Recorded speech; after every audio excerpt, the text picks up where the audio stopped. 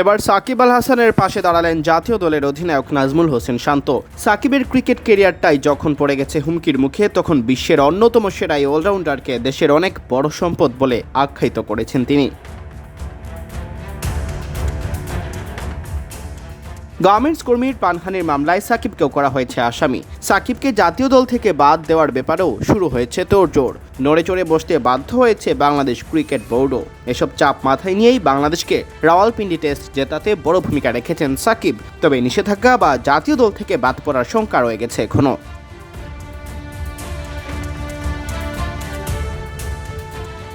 সতীর্থরা অবশ্য দাঁড়াচ্ছেন সাকিবের পাশে। এবার 3 ফরম্যাটের অধিনায়ক নাজমুল হোসেন শান্তকে পাশে পেলেন সাবেক অধিনায়ক। সাকিবকে নিয়ে শান্ত লিখেছেন, সাকিব ভাই আমাদের দেশের অনেক বড় সম্পদ। দীর্ঘ 17 বছর বিশ্বের দরবারে বাংলাদেশের নাম উঁচিয়ে ধরেছেন তিনি। সাকিব ভাইয়ের নামে এমন মামলা অপ্রত্যাশিত। নতুন বাংলাদেশ, আমরা সবাই নতুন কিছু দেখতে চাই। আশা করি সকল আধার কেটে নতুন আলো আসবে।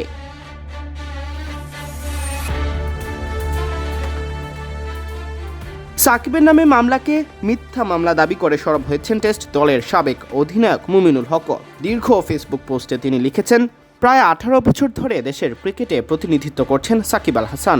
দেশের ক্রিকেটে তার হাত ধরে এসেছে কত জয়। সেই মানুষটা এখন মিথ্যা মামলার আসামি। গার্মেন্টস কর্মী হত্যা মামলার দায়ে অভিযুক্ত সাকিব ভাই তখন কানাডায় খেলছিলেন, দেশেও ছিলেন না লম্বা সময়। সাকিব ভাইয়ের নামে এমন মামলা অপ্রত্যাশিত।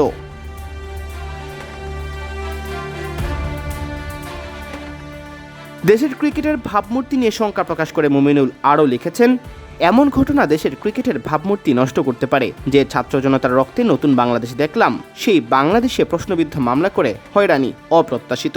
আমরা চাই নতুন বাংলাদেশে সবাই ন্যায় বিচার পাবে। ক্রিকেটার সাকিব আল হাসানের প্রতি সবসময় সমর্থন ছিল, আছে এবং থাকবে। সংকট কাটিয়ে নিশ্চয়ই ভক্তদের ভালোবাসায় আগের মতোই শিখতে হবে সাকিব ভাই।